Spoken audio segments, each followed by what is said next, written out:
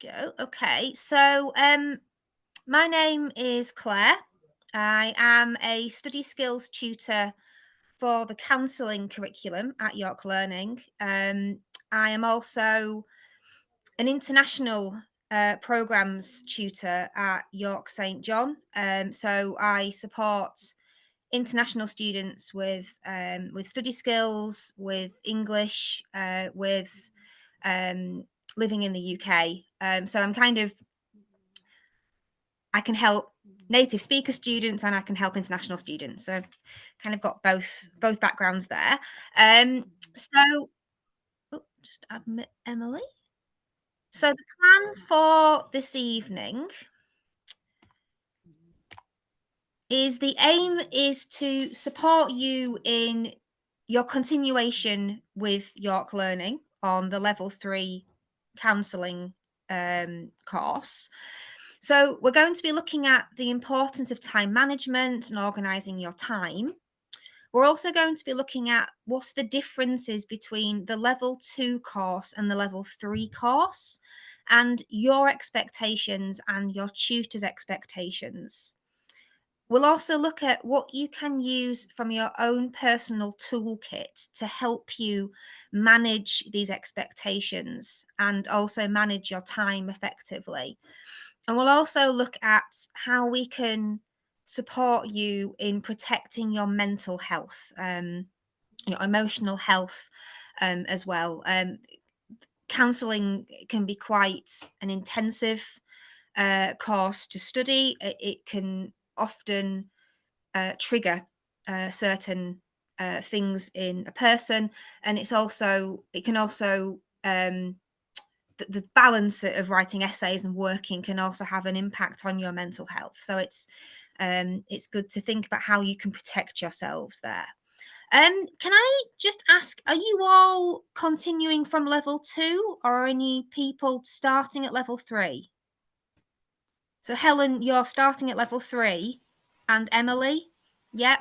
Okay. And is everyone Starting at else level 3? Starting at sorry? level 3, yeah.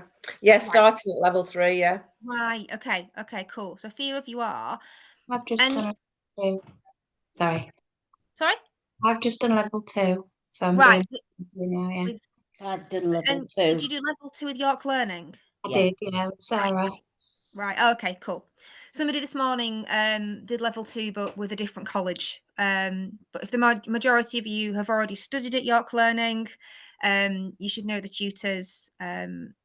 So this is a continuation, and for some of you, you're starting at level 3. Okay, lovely. So what we're going to look at. So yeah, just a bit of housekeeping. If you've got a question, just put your hand up or feel free just to unmute yourselves and jump in. I really value input and communication, so don't feel that you have to wait to be asked. Just jump in if you've got a question.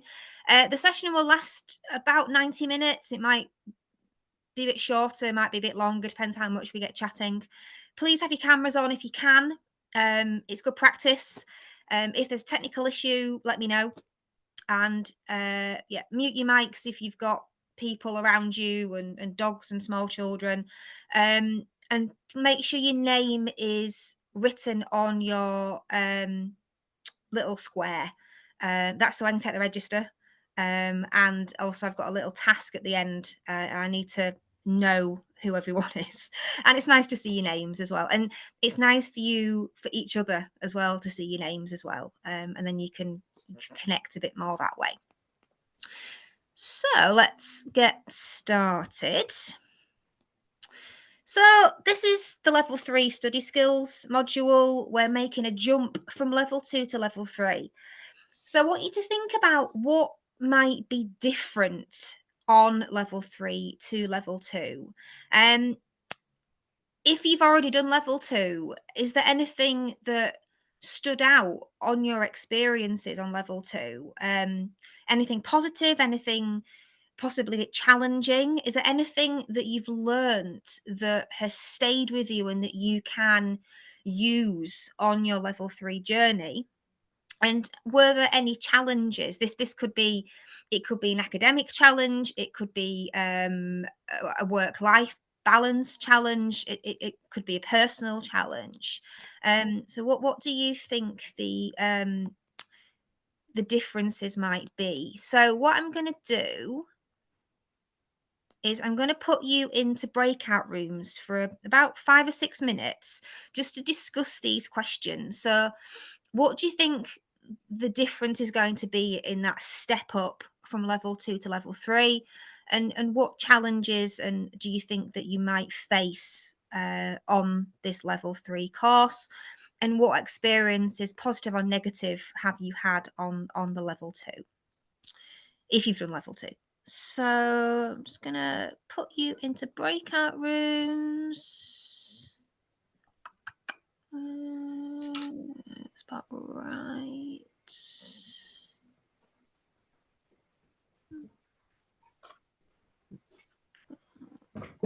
Okay, cool. So I'm opening those rooms now, and I'll bring you back in about 6 or 7 minutes.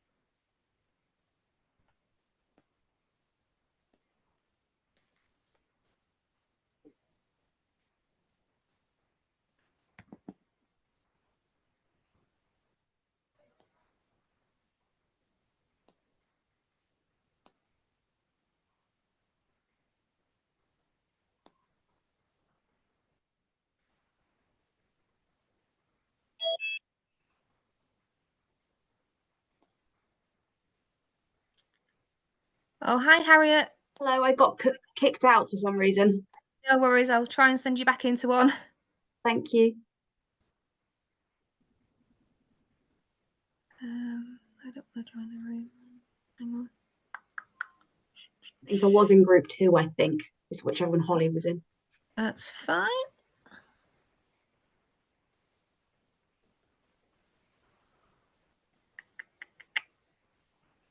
Oh, she's gone.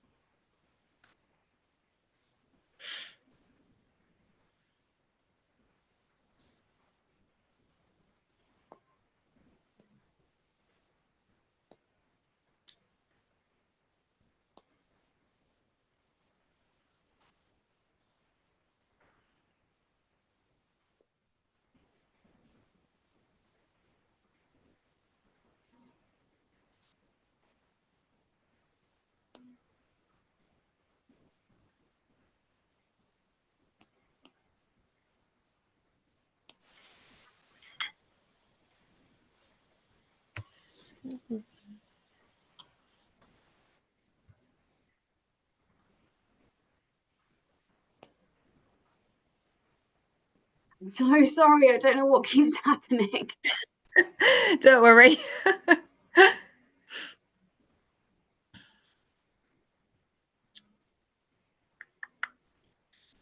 Wait for everyone to come back.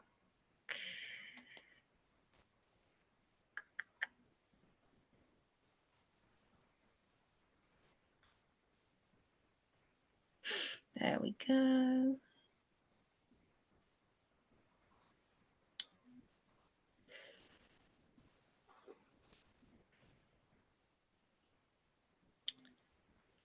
Okay, lovely. Okay, so could I ask somebody from breakout room number 2 to give us some feedback, what you guys discussed? Breakout room 2 was Emily, Andy, and Holly. If one of you wouldn't mind. So one of the key things we thought or perceived is that transition from the level 2 as a helper onto the level 3, which is more counsellor oriented. So just understand the true differences between the two and become more focused on being a counsellor rather than a helper. Definitely so. Yeah. There's and we'll look into how that's going to happen and what that entails in a little bit. Yeah, good. Thanks, Andy. Sorry. Anyone from breakout room 4? Frankie, Rebecca, and Lucy?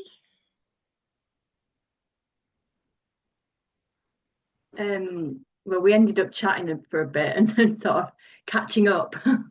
But I think that it will just be like the workload and obviously looking at things in more depth that I've been thinking about and getting a bit stressed out about. But I'm sure as we go along and we sort of learn on top of the knowledge we've already got, that it'll just become become easier, you know, because we've already got all that knowledge to start off with, so it'll just be building on that, won't it? But yeah, it's just thinking about what it's going to be like, so that's been a bit stressful. So those are probably the challenges, but learned so much. We found that level 2 and Sarah so brilliant. I think she set us up really, really well for level Good. 3. So yeah. That's Yeah. really good to know. I'm a bit apprehensive because I'm doing fully online this time, and I miss my college mates because we used to support each other a lot. But I'm sure online it'll be the same. You can still get to know people. I mean, look at kids; all the best friends live in Germany and Norway nowadays, don't they? So hopefully we'll be able to communicate the same online. Yeah, as no, well. definitely. The group I had this morning, we're already organising a WhatsApp group. So yeah, you know, it's just do what you can to communicate. You know, have a Zoom coffee, or if you don't live too far away from other people, you know, organise to meet up. You know, if you can, if it works out, you know, with your workloads. But it can feel isolating doing a course fully online. But you know, use your colleagues, use them for peer support, because that's an important part of counselling. Okay, good, thank you, Rebecca. And let's just have one from breakout room 3. Is Anna Marie, Helen, and Tracy.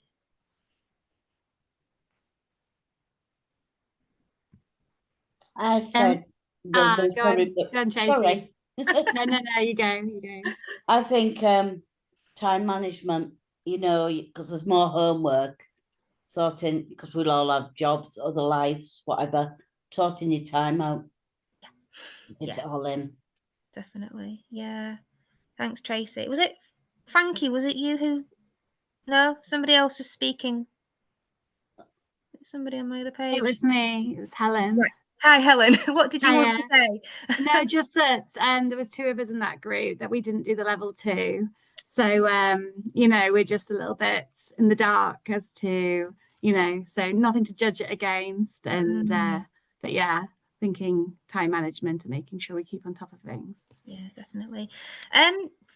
For the guys who did level 2, you know, please reach out to the people who didn't, and maybe give them a bit of, you know, of an idea of what it was like, you know, because it can be quite daunting to come into something, you know, if you've already kind of made friends and you know people even just by sight, to come into a new course and everyone's already, you know, done some of it and know, you know, they know the tutor and everything. So if there are some people who haven't done the level, and who maybe don't know York Learning very well, then, you know, reach out and have a chat with them.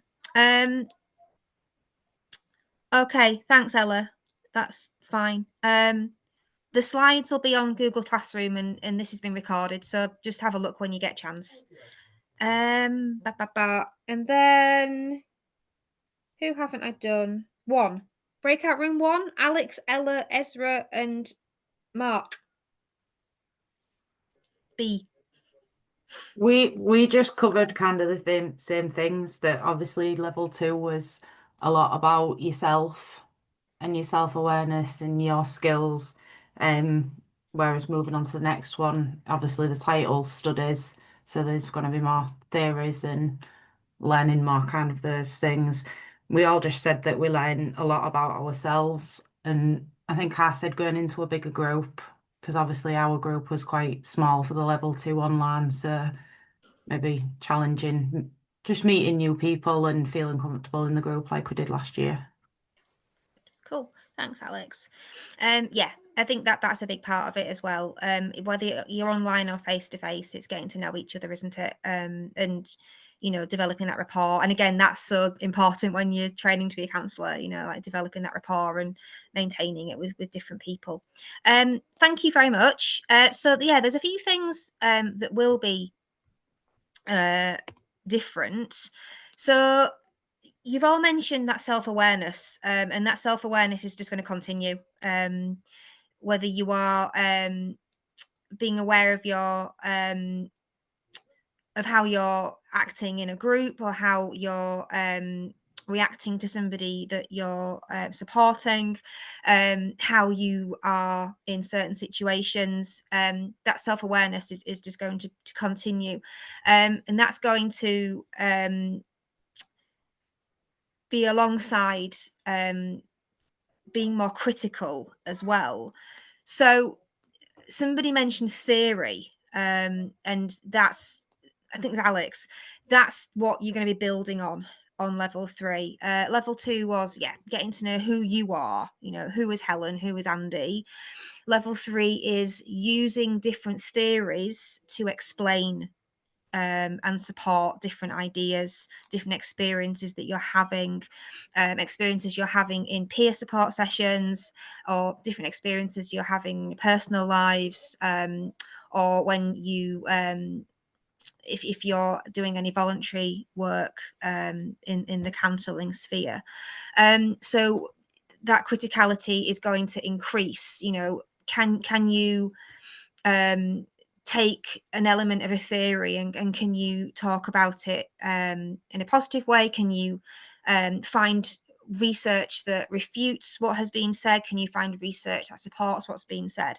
And that's going to prepare you then for if you decide to do level 4, where the criticality increases tenfold, and it becomes a very nitty-gritty academic course to be doing. I mentioned the a work experience or a voluntary element to the course. There isn't a work placement as there isn't a work placement as such, but it's beneficial if you can get your foot in the door in an environment that helps and supports people. Obviously, it's working out how that balances with your full-time work and your caring responsibilities and children and home life and everything like that. But if you can, it's really beneficial, and it helps you implement what you learned at level 2 about being a helper, and who you are as a person. It helps you implement that in a real life situation. So if you can do, and I'm sure the tutors will speak more about that as well. I know this morning there's a little bit of confusion over that, but your tutors are there to help you. So if you are wanting to know more about that, then please do reach out to Anna Marie and Sarah. So yeah, voluntary hours. We mentioned the theory, and then the element of independent study, the element of autonomy. That is going to increase as well. You're all adult learners. You can, you're coming from different backgrounds. You have different challenges, different balances in work life, but it's making sure that you have enough time to do that independent study. And we're going to look at how time management can impact on that in a second.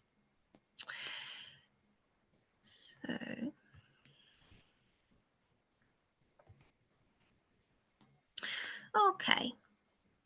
So we're going to think about now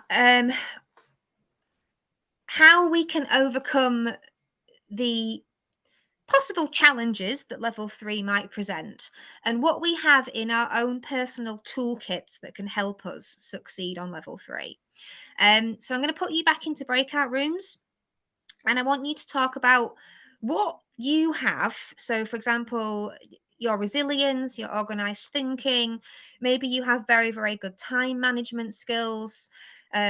Maybe you can bring your experiences of level 2 onto level 3, or maybe you can bring something from level 2 that wasn't comfortable.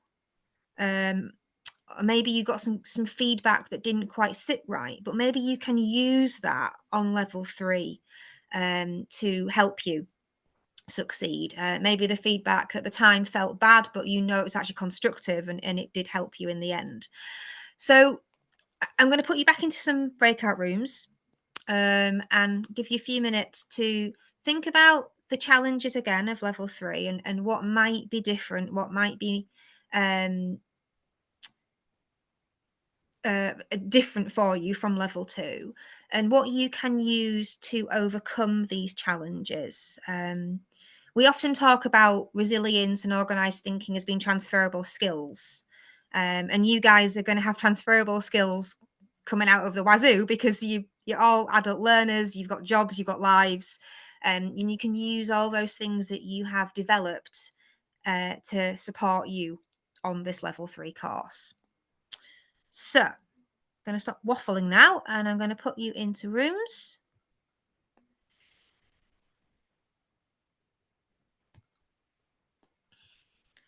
And those rooms are open now, and I'll bring you back in about 6 minutes.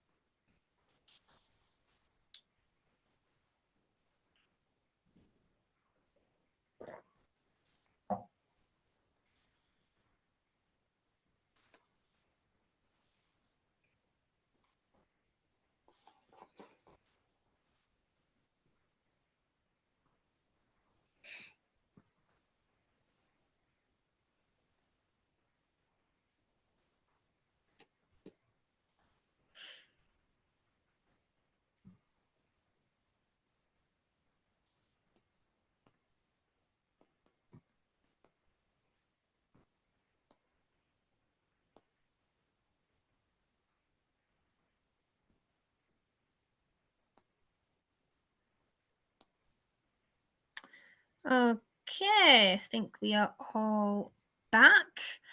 So I'm not going to pick on people in breakout rooms this time, but would anyone like to tell us what they discussed?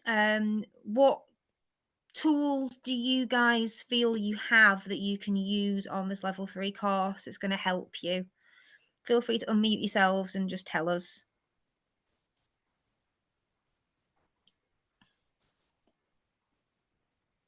Yeah.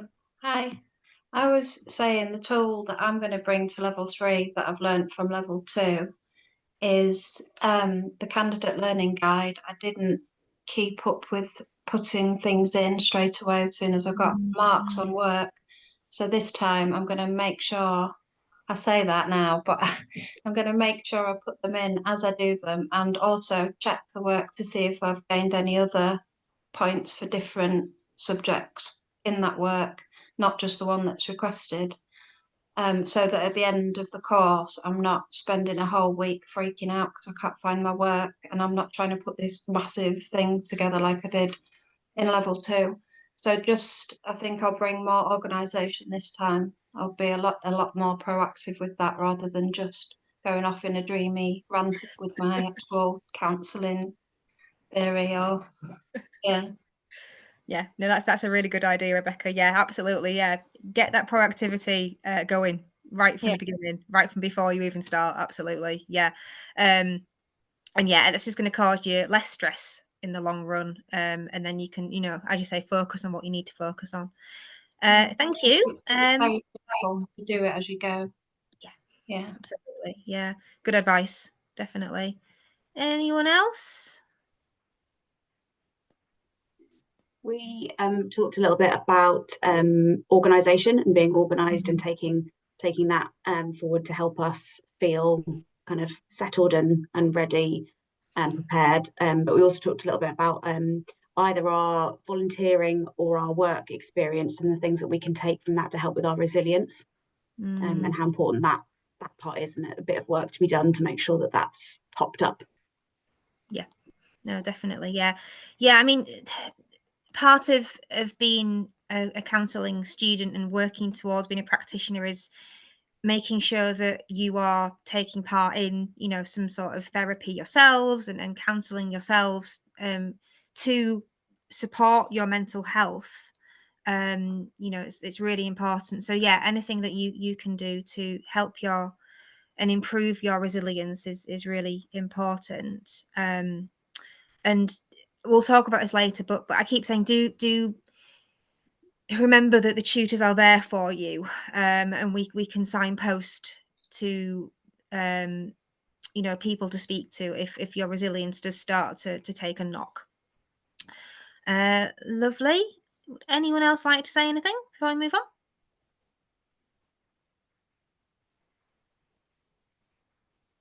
Are we all good? Okay, lovely. So I'm going to give you a few more little tips in a second, but I just want to focus on this quotation here that Anna Marie has asked me to include, and it's our job to teach, it's your job to learn. What does she mean by this? And what can you guys do as adult learners to make sure that you are fulfilling your side of this bargain, that you're learning, we're teaching? What does that quotation from your lead tutor mean? Or not lead tutor, curriculum manager. What does it mean? I'd say read all the textbooks so that you can, all the books that you possibly can, to get as much information from others, not just your tutor. Yep, absolutely. Yeah. And that's that jump from level 2, isn't it? You're taking your own onus on the learning. And if you want to know something, go off and find that book, go off and find that journal article, and do the research for yourself. Absolutely, Tracy. Yeah. Thank you. Anything else from anyone? I think would for say ask me, questions. yeah, I was gonna say, Yeah, ask as many questions as possible, because like it says, they're there to teach, and it's their job to give you that knowledge. Yep, absolutely. Yep. And it's, yeah, as you say, Mark, it's your job to ask questions. It's your job to want to know stuff at the end of the day. And that's part of that criticality as well. When I'm teaching critical thinking skills, especially to international learners, I always say, think about a small child. So my son went through the why phase a couple of years ago when he still asks questions, and I don't know the answer, but he wants to know, and he has that thirst for knowledge, and he wants to know all the answers. And that's what you guys need to be like. It's that critical thinking, and it's the thirst for knowledge, and it's using your tutors. But as Tracy said, it's also going off and being autonomous as well, and using your initiative to find answers to questions as well, and also using each other, sharing ideas. Get a WhatsApp group going, or get a Teams group going, or something like that, and share things. Share your knowledge, and share your questions that you have, because somebody might know the answer, and you all might learn something. So yeah, lovely, thank you. So yeah, it's about the autonomy. It's about being proactive. It's about not assuming that your tutor is going to give you all the answers. That they're going to want you to go off and do your own research and do your own thinking as well. So this is going to move us on to things like time management and organization. But is there anything that is happening in your lives at the moment that you will need to modify or change or reprioritize in order that you're giving this level 3 course the best chance you can? You don't have to, if it's something personal, you don't have to tell us, but maybe just think about what you need to do. Maybe you need to rejig something. Maybe you're working full time at the moment, and maybe you need to reduce your hours. Maybe I don't know, you're training for an ultra marathon and you need to just move back on the training a little bit so you've got a bit of time to sleep. I don't know, but it's really worth thinking about what you need to do to prioritize this course. We're discussing this morning that counseling it's a vocation, isn't it? You guys have all chosen to do this course. You've chosen to move from level 2 to level 3, or some of you have chosen to just jump in at level 3, and that shows real determination. It shows real focus. So you want to make sure that your lives are in a good place to do this course and succeed on this course. So have a think about that. So moving on to time management, what can you do to make sure your work-life balance is as equal as it can be? I'm not going to ask you to go into breakout rooms for this. I'm going to ask you to think about how good you feel you are at managing your time. Think about on a day-to-day basis. Are you good at multitasking? Are you good at delegating your time? Do you feel that you lose focus too easily? And just put a number in the chat box. So between 1 and 10. So 1 is you're absolutely terrible at time management, and 10 is you're amazing at time management. What do you think? So if you just type your number in the chat, that'll be great.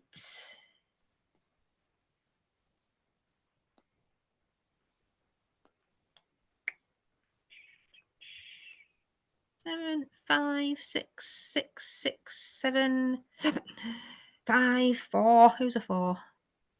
6, 7, 9. Good. 6. Yeah, good. Okay.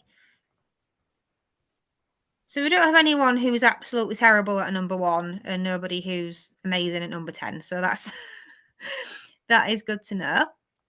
Okay. So I'm just going to show you.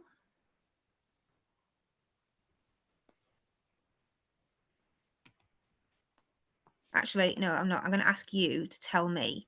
So somebody said they were number 9. Is that Alex? Alex, tell us, can you tell us what your strategies are and what you do to have such good time management? I use the calendar on my phone. I put down whenever every appointment is. I have to-do lists. I use my phone to write notes. I prioritize, and if I don't get something done one day, it moves to the top the next day, and then I just do my best. And then I set times to do stuff. So last year, I knew that Sunday between like 1 and 5 was the time that I wouldn't get disturbed, and I would sit and do this. So it's just, yeah. Yeah, good. And are you juggling full-time job, children? Full-time job, which is quite demanding, manager of a childcare nursery, so I can sometimes do 10 and a half hour days. I volunteer 3 hours a week and then doing this as well. So, Yeah, good. yeah. I think I reckon you did level 2 last year, didn't you? Yeah. I recognize you. Yes, I remember that you said you were working in a nursery. So yeah, they're really good strategies. I'm a massive believer in a to-do list. You also get that sense of achievement and satisfaction when you've done something and you can cross it off your list as well. Thank you, Alex. Anyone else would like to share their strategies, what they do to keep good time management? Or if you don't have good time management, maybe tell us why. I don't. Carry on. Yeah. I think I'm similar to Alex, but I can't have anything digitalized, so I have to have it on paper. So I often, I have all the old school paper schedules with everything written on all my deadlines, what I need to get done by when, and then kind of just visible at my desk the whole time, so I can see what's coming up. Somehow, if it's on my phone or my computer, then I forget that it's coming. So yeah. Yeah, I'm the same. I'm really old school. I put things in my phone, but then I kind of forget that they're in my phone. So I have to have everything on a paper calendar and a paper diary and all that kind of thing. Same. Yeah, I think it's also, and I say this just to students when we're discussing like note-taking skills as well. It's the action of writing it down. It's that kinesthetic action of actually writing it down that helps you remember. And I do think that can help more than just typing something into a phone or a tablet. But everyone's different. Everyone's got different ways of time management. And all I can do is give you, some strategies really, and some tips that I find beneficial. Okay, so thank you very much. I'm just going to show you some other ideas. So somebody mentioned, I think it was Alex, mentioned prioritizing. Absolutely. Think about what is on your to-do list, what is important. If it's important, give it a 1. If it can wait a few weeks, give it a 4. Does that cupboard under the stairs really need cleaning out right now? Probably not. But researching for an essay or writing a plan for an essay probably does need doing right now. So think about prioritizing those tasks and delegating those tasks, and what can you do now, what can you do another day. Also, don't be afraid to say no. I used to be terrible at saying no, and then I got older and I had a kid and I had 2 jobs and I tried to have a life as well, and I realized that you have to say no because otherwise you can't do it all. So if you've got something coming up, you've got a deadline coming up, or you've got some reading to do, and your friend says, can you come for a coffee or can you go to the pub for a few hours, don't be afraid to say no. And I think the older we get, the better we get at saying no as well. But as I said, you're here because you want to be here, and you want to do the best you can. So, you know, if you've got something that takes priority, please focus on that. There's something that you can do that's called the 4-step strategy, and it looks like an upside down triangle, and I'll show you on the next slide. So you need to think about, you start with your end goal. So what do you want to achieve in the end? So it could be you want to write the first draft of an essay, or you want to complete your research for an assignment. So that's your end goal. And then you break the tasks down that you need to complete that goal for the week ahead. So, for example, I don't know, if it's writing an assignment, maybe you spend one day planning the assignment, you spend another day researching, you spend another day writing the introduction, and so on. You then break that weekly plan down into a daily plan. So you think, okay, on Monday I'm going to plan the essay, I'm going to think about what I'm going to write for the introduction, and I'm going to break that down into paragraphs and so on. And then you break that daily plan down into manageable chunks. So think of hourly chunks. 9 till 10, I'm going to do this. Then I'm going to take a break, have a coffee, take the dog for a walk, come back and carry on. And it looks like an upside down triangle. So the end goal is the broad side at the top, and your manageable chunks are the point at the bottom. And the point is, it gets filtered and filtered and filtered until it's something small that you can focus on.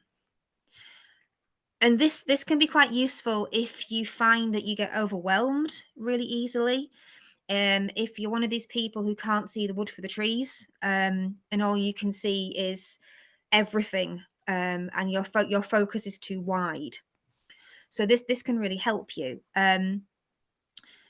But as I've said, everyone is different. Everyone has different strategies for organizing their time. And one thing that works for one person might not work for another. I had a learner last year on level 4, I think.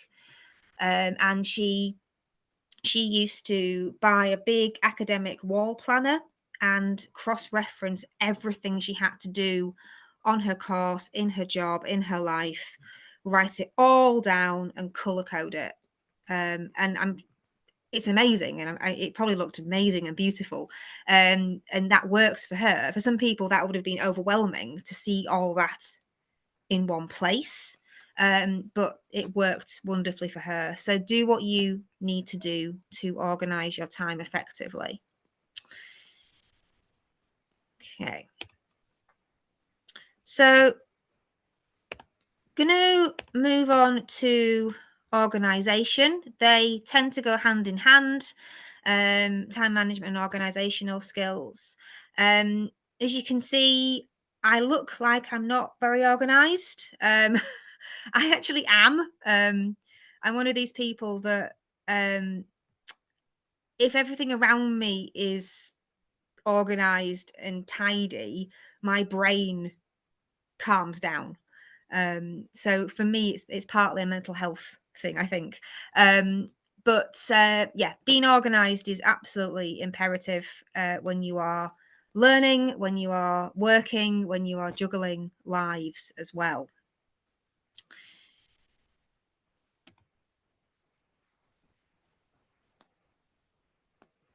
So again, if you want to just put a number in the chat, how organized do you guys feel that you are? Again, 1, not organized at all. 10, organized 100%. So yeah.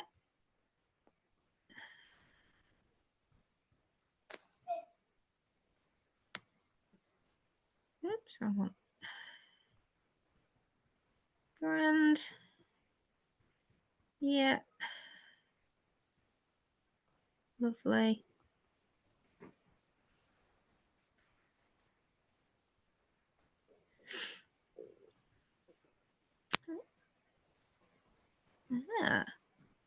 pretty high scoring for the organisation. Yeah, cool. Okay, good. Yeah, so that's really, really good. That, you know, you've all got that organisation down. So if organisation and time management are things that you feel that you might struggle with this ramp up from level 2 to level 3, think about what you need to do to support yourselves in that. Think about asking for a bit of help, rejigging your hours, maybe, you know, going old school and writing things down in a notebook. You know, there are things that can help you feel a bit more organized. Somebody this morning was talking about an app, not an app. It's like a technique, and it's called Pomodoro. Has anyone heard of the Pomodoro technique? Yeah, Harriet's nodding. Yeah. Have you used it, Harriet? No, I've just read about it and thought about using it. Yeah. He was saying it's really, really useful. You know, it's a case of, again, it's like breaking things down into chunks. And if you are somebody who has a short attention span, somebody who can't focus for a long period of time, it can really help you break down the tasks that you have to do. And you know that at the end of the 25-minute session of focus, you get 5 minutes to go off and do what you want to do.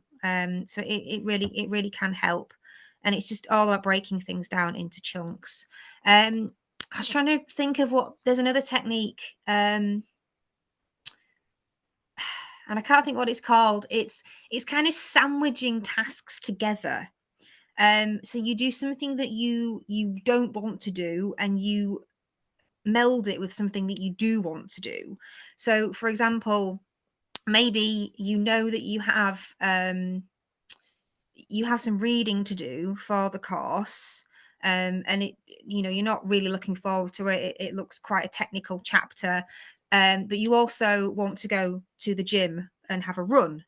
So you take your chapter with you, or you listen to it on a podcast, and you do that while you're running at the gym.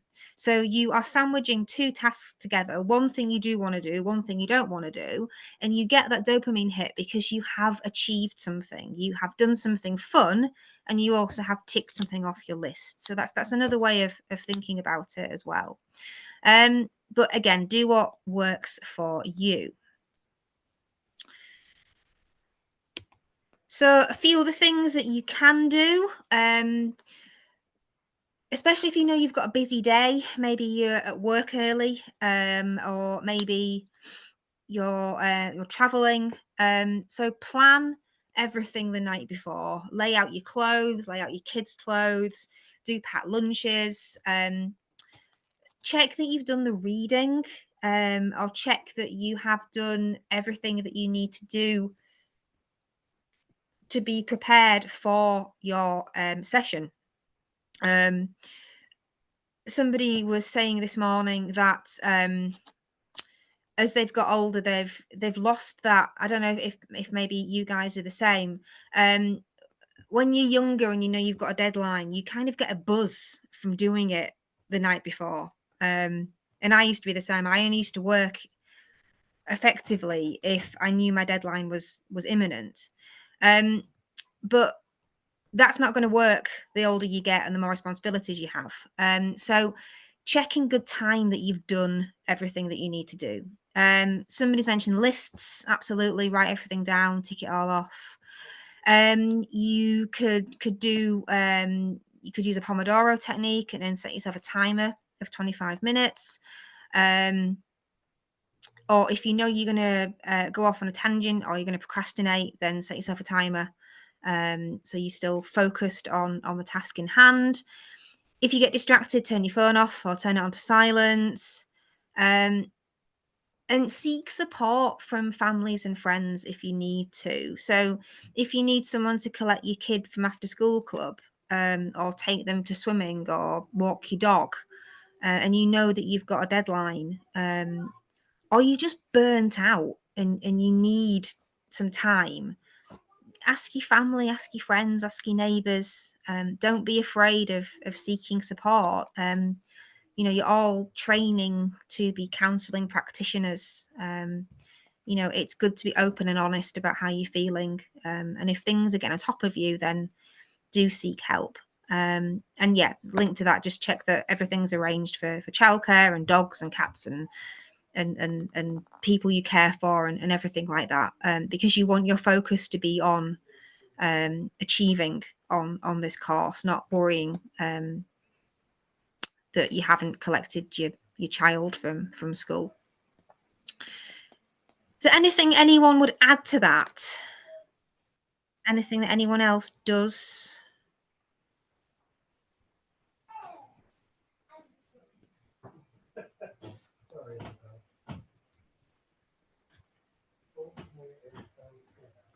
No? All happy? Okay. Okie doke. So, going to whiz through these because I think by now we're all very comfortable or used to working online. Is that right? We okay with computers and technology and yeah? You're all on mute and you're all looking blank at me, so I'm going to assume yes. Okay. No, Wonderful. I'm absolutely rubbish on. I'm rubbish on computers. Absolutely dire. Right. Okay. Are you doing the blended or the online? Blended for that reason. Okay. Okay. You know, Great. I'm old school. We didn't have computers when I went to school. That's all right.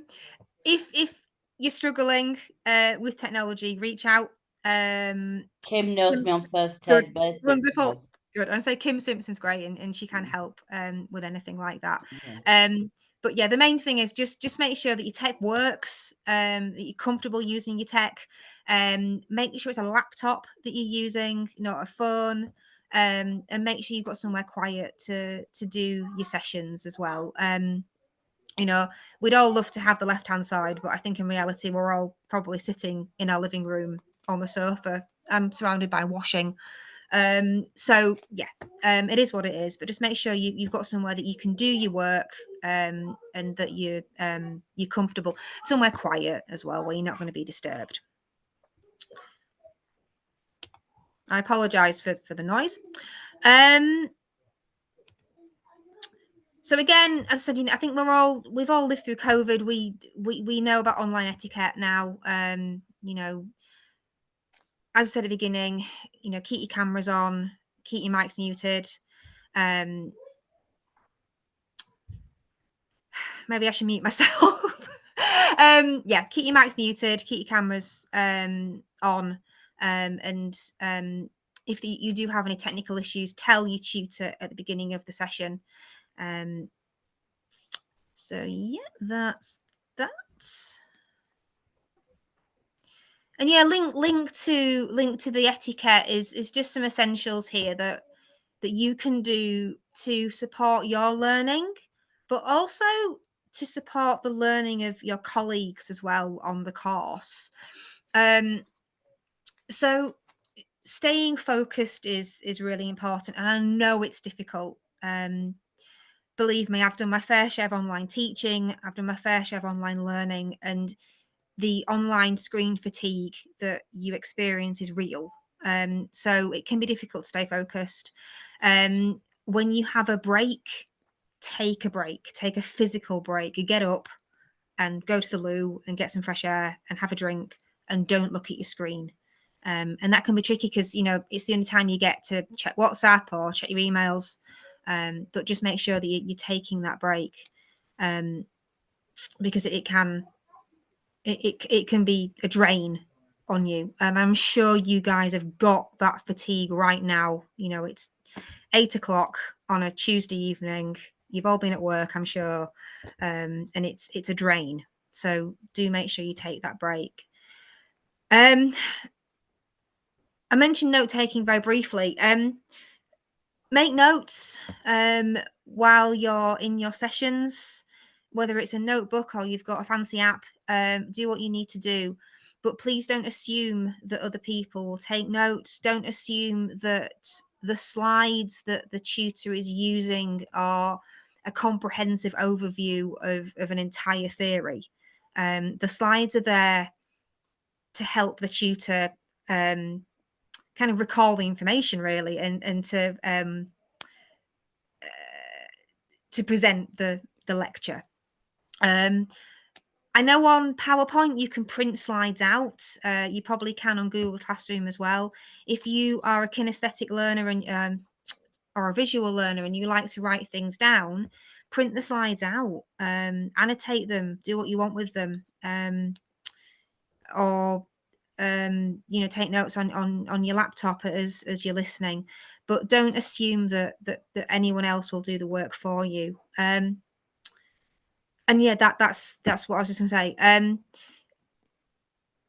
Don't think that because it's online and you are experiencing a bit of fatigue that you can turn your camera off, mute yourself, and lean back and let other people do that work. You know, we want this engagement. As I keep saying, level 3, it's a vocation. You're here because you want to be. No one's forcing you to be here. And if it is getting too much, then speak to your tutors.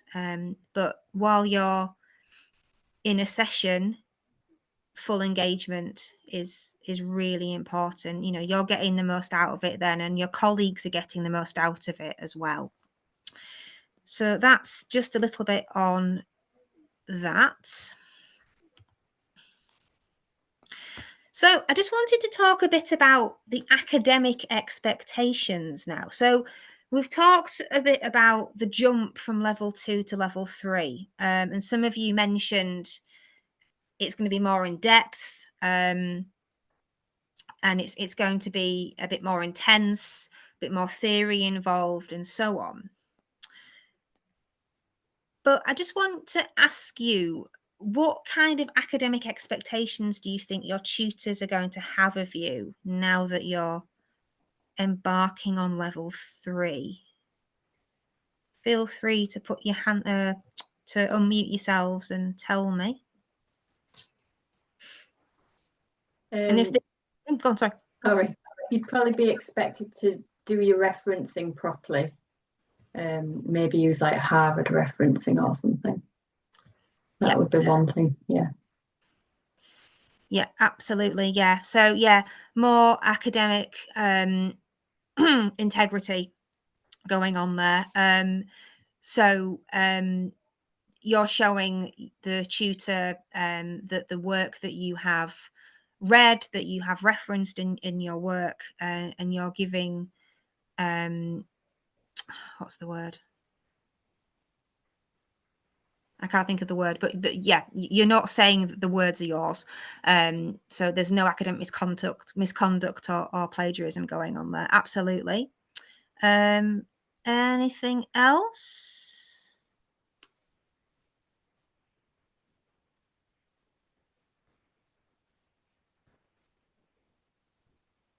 I think maybe some more input in group discussions. You'd be expected to put that point of view forwards, your opinion. Absolutely. Yeah. That criticality again, Mark. Yeah. And that engagement, sharing ideas, and that can be slightly uncomfortable for some people. But this is partly why you know, these sessions are important. You get to know each other, you get to feel more comfortable with each other, and hopefully by the time your session starts, there'll be a rapport that, you know, you've developed with everyone, and that you'll feel more comfortable putting ideas forwards as well. realizing that there's no real wrong answer as long as you can evidence and support your ideas. Absolutely. Thank you, Mark. Anything else? You mentioned a couple of times near the start of the session criticality being more of a factor. And I didn't do the level 2 course, so I don't know to what extent that was present there. But what that makes me think is that maybe the assignments are going to require us to analyze different theories maybe, or evaluate different evidence or different sources of information, consider it against maybe practical work that we do, skills that we do, insights that emerge from our own self-reflections, things like that. So going into a bit more depth with the information, so not reproducing information, but really engaging with it and considering what it means, kind of thing. Yeah, I would say that's exactly it, Emily. Yeah. Again, you know, this is level 3. It's the middle course. It's kind of, it's giving you the skill set that you will need for level 4, but your tutors are expecting that critical thinking, that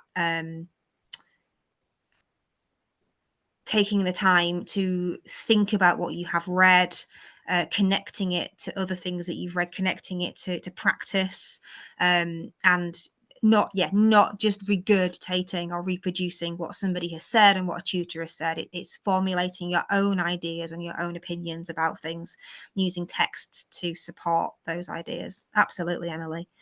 Okay, good. So yeah, the expectations are going to be higher. Tutors want to see a full understanding of the brief. They want to make sure that you have understood the essay question. I have a very useful worksheet on essay question words, which I think maybe it is on Google Classroom, but I don't think it's on your Google Classroom. I can ask Anna Marie to put it on for you if you think it'd be useful. It gives you a very nice, clear explanation of what each essay question word means. So illustrate, evaluate, trace, justify, all those kinds of words. Because the main bugbear for a lot of, well, for any tutor when they read an essay is that learners haven't answered the question, and that could be because they haven't understood the question. So we want to see that you've understood, that you've followed the brief. Have you planned your work? Does your essay plan and your assignment, do they marry? Can we see from the plan, if we looked at your plan, can we see that your essay follows what you have planned to do? Have you researched? Have you shown your criticality? Have you found a variety of different sources? Have you proofread your work? You know, have you looked at your spelling and your punctuation? Have you looked at your sentence structure? Is it easy for your reader to understand what you have written? And again, you know, have you used your critical thinking to explain and show that you understand any theories that you've used? This is where I come in. So I'm here to help you with your study skills. That can include time management. It can include organisation. We can have a little chat about resilience if you need it, and self-confidence. But I'm here to help you with the meat of what you write. So often learners contact me when they've got their first feedback on an essay, or they could be signposted to me by a tutor.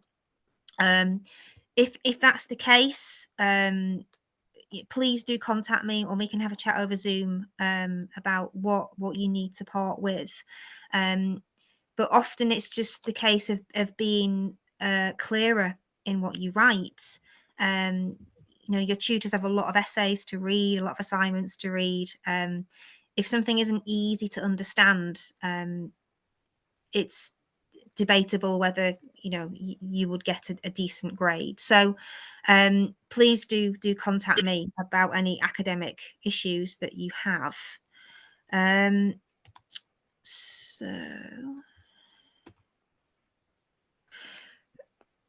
and just a little bit going back to mental health, you know, we're all human. We're all juggling a lot. You all are here because you want to be counselling practitioners, and often you want to do that because you want to give back, and maybe something you've experienced, you want to use that to help other people. But because of that, your resilience and your mindset can be affected. So speak to your tutor if you are experiencing any mental ill health. If you need to take a break, please speak to your tutor. There are organisations, and you're probably placed better than me to know about the organisations that can support you, but do reach out. Do use each other. Use your colleagues, use your friends and your family. You know, a big part of counselling is it's about communication. It's about being open and honest and transparent. And you know, to be effective in counselling, you need to be able to do that. So do reach out if you're experiencing anything, and York Learning will be able to support you. Before I finish, and I have just a little task for you, is there anything anyone would like to share? I'm losing my voice. Is there anything anyone else wants to say? Any comments or any questions that you've got? Or we can just finish a little bit early. Feel free to unmute yourselves. Hello. Hello. I mainly wanted to know if my tutor was still Andy and how many people in my class and things like that. I don't know if you have any answers to those sort of questions. Yeah, I can't help you with that. I'm sorry. Best thing to do is email Anna Marie. And see what happens. Yeah. Sorry, she's my go-to person. If I don't know the answer, Anna Marie will do. I'm not sure. Yeah, email Anna Marie and she should be able to tell you. Or you might receive an email from the new tutor. When do you start your sessions? Received an email, but it was from somebody who I didn't think was my tutor, because at the end of my last class, my tutor said that she would be our new tutor. So, Right. Okay. Okay. Yeah. Best off just email Anna Marie and see what she says.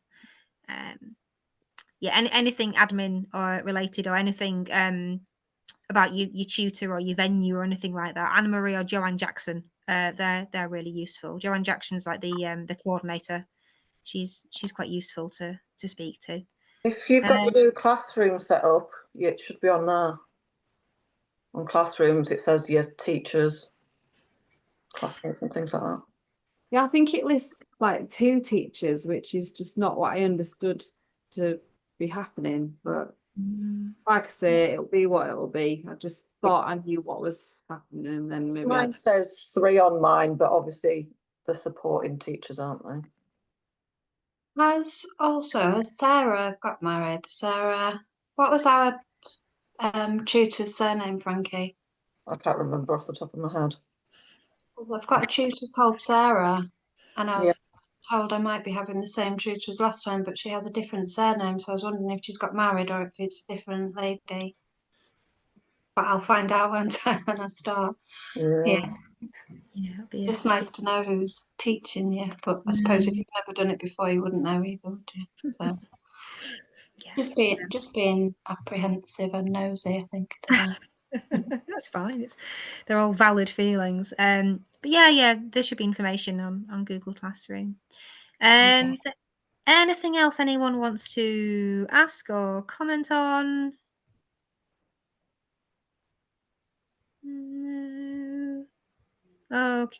Okay.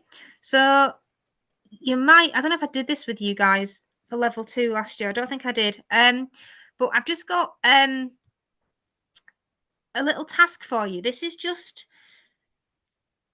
so us as tutors can kind of take on board the feedback and use it to change the courses if necessary, and to make any amendments, and just so we know how useful and successful these sessions have been for you. Can you guys see this slide?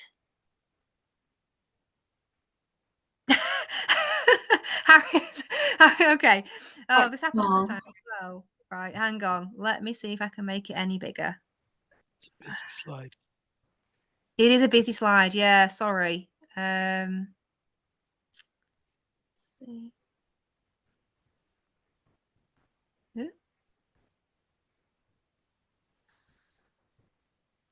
That's no bigger, is it really? Okay. All right. What I'm going to do is this is recorded.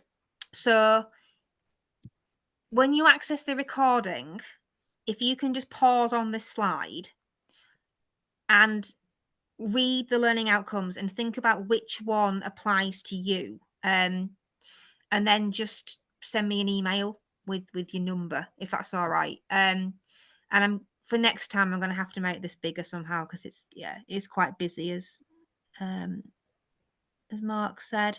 Okay, so I'll make these slides available. They'll be on Google Classroom. At some point when you're not busy, if you can just let me know which learning outcome is appropriate to you, send me an email, and that will be grand. My email address is on the last slide. It's not a york.gov email because I don't work for the council as such anymore. So it's a York Learning email address. Oops.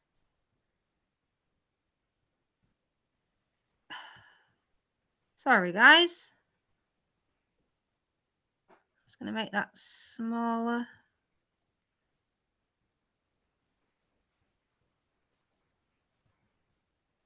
Oops. Gosh. I didn't mean to do that either.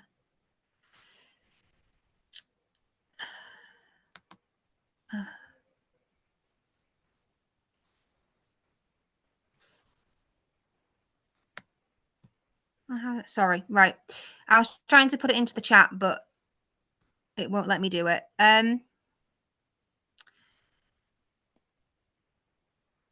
Do you want to just take a screenshot of my email address or write it down quickly? Somebody's put it in the chat. Thank you so much. Yeah.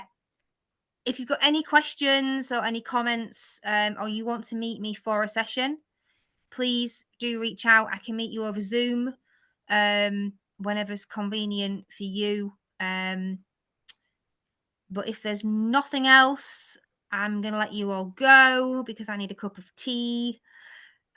And I'm sure you're all gasping for a drink now. So thank you so much for this evening. Thank you for your time. Thank you. Meeting you. Thanks very much, guys. Thank you. Bye. Thank you. Bye. Bye. Thank you. Bye. Bye.